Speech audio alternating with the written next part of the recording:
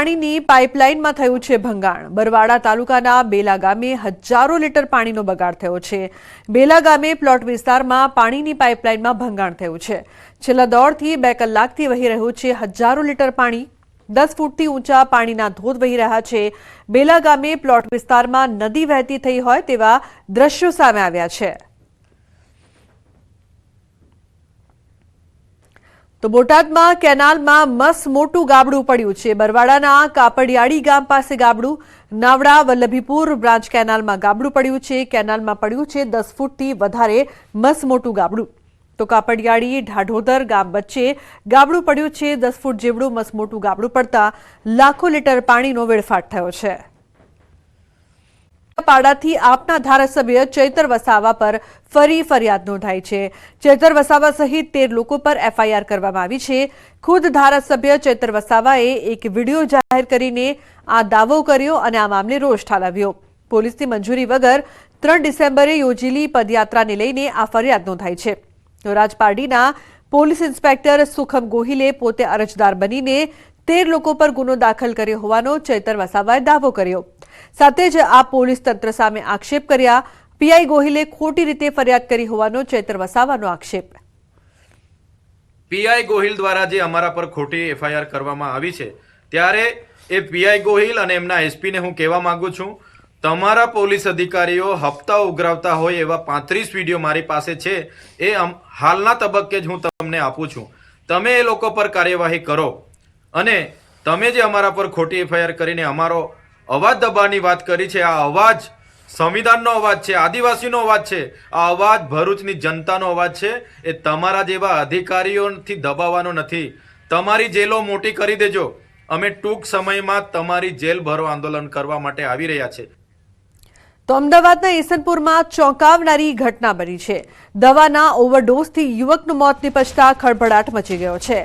ઈસનપુરમાં નશાકારક દવાના ઓવરડોઝથી મોત થયું। મિત્રએ મૃતકને નશા માટે આપ્યું હતું ઇન્જેક્શન। તો ઘોડાસર ગામમાં લેક ગાર્ડનમાં યુવકને અપાયું હતું ઇન્જેક્શન। તેના મિત્ર અને હોસ્પિટલમાં કમ્પાઉન્ડર તરીકે કામ કરતા યુવકે આપ્યું હતું ઇન્જેક્શન।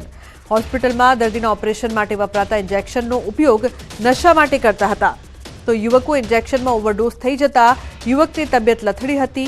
હોસ્પિટલ લઈ જતા તબીબોએ યુવકને મૃત જાહેર કર્યો। તો બીજી તરફ પોલીસે ઇન્જેક્શન આપનારા જયદીપ સુથારની ધરપકડ કરીને વધુ તપાસ હાથ ધરી। इंजेक्शन मार्फते एने एक सिरिंजथी इंजेक्शन आपेलू जेने कारणे ए बेभान थई गेलो अने त्यारबाद आ सारवार दरमियान मृत्यु थयेलुं। घरनाने जाण करता घરના બધા અહીંયા આવેલા। ત્યારબાદ જે જયદીપ સુતાર છે એને પણ રાજસ્થાનથી રાઉન્ડ અપ કરવામાં આવેલ છે। પ્રાથમિક પૂછપરછમાં જયદીપ સુતાર દ્વારા એવું જણાવવામાં આવેલ છે કે મેડાઝોલમ નામનું ઇન્જેક્શન છે અને એ શસ્ત્રક્રિયા અને અમુક ઊંઘ પેદા કરવા તેમજ સુસ્તી લાવવા માટે આપવામાં આવતું હોવાનું પ્રાથમિક તપાસમાં જાણવા મળે છે। पता है, पर ये मेरे को पूरा विश्वास है कि उसने कई लोगों को वो रोज ड्रग्स देता है, इंजेक्शन देता है। जयदीप का काम ही ये है यहाँ पे नारोल में। कौन सी हॉस्पिटल में वो काम करता है जयदीप? वो कोई मान सरो कुछ ऐसा हॉस्पिटल है यहाँ पे, वो नाम तो मेरे को पूरा आइडिया पता नहीं है, लेकिन कोई हॉस्पिटल अहमदाबाद में कोई हॉस्पिटल है जहाँ पे वो। तो अमदावादना एएमसीना जिम स्विमिंग पूलમાં ખોટો પ્રવેશ નહીં લઈ શકાય। બિન અધિકૃત લોકોનો પ્રવેશ રોકવા એએમસી કડક થઈ છે। અનધિકૃત વ્યક્તિના પ્રવેશ અટકાવવા પ્રયાસ ફેસ રેકગ્નિશન સિસ્ટમનો કરાશે ઉપયોગ। જિમ્નેશિયમ અને સ્વિમિંગ પૂલમાં કરાશે અમલ। કાયમી અમલ થાય એ પહેલા ટ્રાયલ રન નોંધાયેલા સભ્યોનો ડેટા સિસ્ટમમાં સ્ટોર કરાશે। મ્યુનિસિપલ કોર્પોરેશન સંચાલિત જેટલા પણ જે કહી શકાય કે જિમ્નેશિયમ છે અને સાથે જ જે સ્વિમિંગ પૂલ છે એ સ્વિમિંગ પૂલમાં અતિ આધુનિક ટેકનોલોજીનો ઉપયોગ કરવામાં આવશે કે જે લોકો પ્રવેશ કરતા હોય છે તે અન્ય વ્યક્તિઓ પ્રવેશ ના કરે, મેમ્બરો જ પ્રવેશ કરે, તેના માટે આખી એક સિસ્ટમ ઊભી કરવામાં જોઈ શકાય છે કે ફેસ રીડિંગ, ફેસના માધ્યમથી આપનું જે નામ હશે એ ક્લિક થશે, ત્યારબાદ જ એનો જે ગેટ છે હું જે ઊભો છું મારું એ ફેસ રીડિંગ થશે। ફેસ રીડિંગ થયા બાદ જ આ જે કહી શકાય ગેટ છે તે ઓપન થશે, ત્યારબાદ જ મારી એન્ટ્રી છે તે એ સ્વિમિંગ પૂલ અને જિમ્નેશિયમમાં થવા જવાની છે। જોડાયા છે મારી સાથે પિયુષભાઈ કે આખી ટેકનોલોજી શું છે। પિયુષભાઈ, આખી આ ટેકનોલોજી શું છે ફેસ રીડિંગ માટેની, અને ખાસ કરીને આનાથી શું લાભ આપને આપણા જે લોકો જે આવી રહ્યા છે ખાસ કરીને એ કેવી રીતે મળવાનો છે? એટલે આપણે અમદાવાદ મ્યુનિસિપલ કોર્પોરેશન દ્વારા જેટલા સંચાલિત સ્વિમિંગ પુલ અને જિમ્નેશિયમ છે ત્યાં અત્યારે જે ફિઝિકલ કાર્ડથી એન્ટ્રી આપવામાં આવે છે તેના બદલે આપણે આ ફેશિયલ રેકોગ્નિશન બાયોમેટ્રિક શું છે એટલે શું સિસ્ટમ સમજાવો. આ એક કેવું છે કે ફોનના ટેબ્લેટ જેવું છે. આની અંદર તમારા ફેશિયલ બાયોમેટ્રિકનું એક વખત રજીસ્ટ્રેશન થાય, એમાં તમારા ફેશિયલ ફીચર્સ આની અંદર સ્કેન થાય, પ્લસ તમારું નામ, તમારો વેલિડિટી પીરિયડ જે તમારો છે જીમમાં ને કે સ્વિમિંગ પુલમાં મેમ્બરશીપનો, તે તમામ ડેટા એક વખત એન્ટર કર્યા બાદ એ તમારો ડેટા સ્ટોર થઈ જાય. એના પછી તમારે જ્યારે પણ ફરી આવો સ્વિમિંગ પુલમાં કે એમાં તો તમારે કોઈ ફિઝિકલ કાર્ડ કેરી કરવાની જરૂરત ના પડે. તમારો ડેટા આની અંદર સ્ટોર થઈ જાય. પછી તમે જ્યારે પણ ફરી આવો ત્યારે જેમ કે તમે જોઈ શકો છો એવી રીતે એમના ફેશિયલ રેકોગ્નિશન જે થાય તેના બેઝ પર તેઓને એન્ટ્રી પ્રવેશ આપણે આપી શકાય આપણા જિમ્નેશિયમ અને સ્વિમિંગ પુલમાં. અને બિનઅધિકૃત લોકો કોઈ પણ આવ્યા હોય તો તેમને આવતા આપણે અટકાવી શકાય. જોઈ શકો છો કે આખી એક મોબાઈલ ટાઈપની એક સ્ક્રીન છે. એ સ્ક્રીનની અંદર ફેસ રીડિંગ થશે, ફેસ રીડિંગ થશે આખું. ત્યારબાદ જ એ વ્યક્તિ મારું નામ છે તે અહીં આવી ગયું છે, ત્યારબાદ જ મને જે એન્ટ્રી છે અહીંથી મળશે. એટલે અનઅધિકૃત જે વ્યક્તિ કહી શકાય કે તે તેમાં પ્રવેશ ના કરી શકે, અને ટેકનોલોજીના માધ્યમથી જે મેમ્બર છે એ જ વ્યક્તિ છે તેમાં પ્રવેશ કરી શકે તે પ્રકારનો પ્રયાસ નગરપાલિકા અહીં કરવા જઈ રહી છે. કેમેરા પંકજ મકવાણા સાથે પ્રણવ પટેલ, ન્યૂઝ 18 અમદાવાદ. તો રાજકોટ જિલ્લાના ઉપલેટા શહેરમાં બાંગ્લાદેશમાં હિન્દુઓ પર થઈ રહેલા અત્યાચારના વિરોધમાં વિશાળ રેલી યોજાઈ.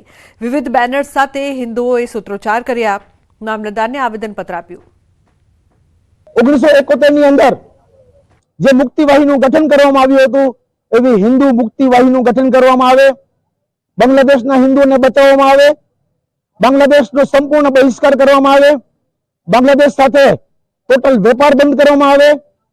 જો બાંગ્લાદેશ સાથે વેપાર બંધ થશે, બાંગ્લાદેશ આર્થિક રીતે ખતમ થશે. કે જે આ બાંગ્લાદેશની અંદર હિન્દુઓ પર અત્યાચાર થઈ રહ્યા છે, આ અત્યાચાર વિરોધમાં યુએન ની અંદર હિન્દુઓ તરફી અવાજ ઉપાડવામાં આવે. તો અમદાવાદમાં 22 ડિસેમ્બરે ક્ષત્રિય એકતા મહાસંમેલન યોજાશે, જેનું આમંત્રણ આપવા કરણી સેનાના અધ્યક્ષ રાજ શેખાવત ભરૂચ પહોંચ્યા. અલગ અલગ ક્ષેત્રના રાજપૂત સમાજના સભ્યોને આમંત્રિત કરવા કરણી સેનાના અધ્યક્ષ રાજ શેખાવતે અલગ અલગ વિસ્તારના અગ્રણીઓ સાથે મુલાકાત કરી. સાથે જ પત્રકાર પરિષદ યોજીને ભાજપ સરકાર પર પ્રહાર કર્યા. અમદાવાદમાં ઓઢવમાં અમારું સ્થળ છે. ઓઢવમાં કુજોડ ગામ છે, ખોડિયાર ફાર્મ છે, ત્યાં અમે આ આયોજન કરવા જઈ રહ્યા છીએ અને મોટી સંખ્યામાં આ આયોજનમાં ક્ષત્રિયો ભેગા થવાના છે. અને ભવિષ્યમાં આજે અમારી ઘોર ઉપેક્ષાઓ રાજનીતિક ક્ષેત્રમાં થઈ છે અને અમારા પર જેટલા પણ પ્રહારો થયા છે એ પ્રહારો રોકવા માટે, એ ભવિષ્યમાં ના થાય, એનું પુનરાવર્તન ના થાય એ ઉદ્દેશ. ઉદયપુરના નસવાડીમાં આવેલ આરોગ્ય અધિકારીની કચેરી ખૂબ જ બિસ્માર હાલતમાં છે. લોકોના આરોગ્યની પરવાહ કરતા અધિકારીઓની કચેરી જ બીમાર જોવા મળી.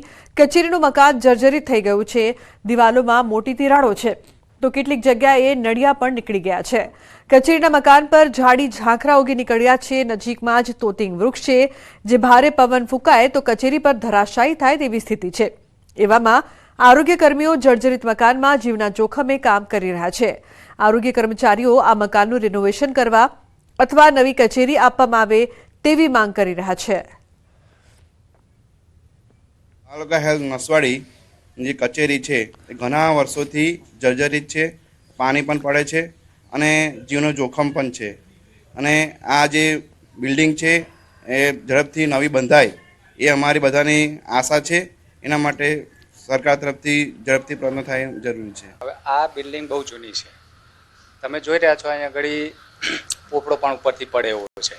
ચોમાસાની અંદર વરસાદનું પાણી પણ ટપકે છે, એટલે અમારા ઇન્સ્ટ્રુમેન્ટ બી અમારા પલળી જવાની બીકે અમારે ઢાંકીને જવું પડે છે. બીજું કે ચોમાસાની અંદર પવન વધારે હોય તો બહારના ઝાડવા બી ઉપર પડવાની, મકાન ઉપર પડવાની બીક લાગે છે. જિલ્લાના નસવાડી તાલુકાનું જે નસવાડી ગામ છે તે વડુ મથક છે.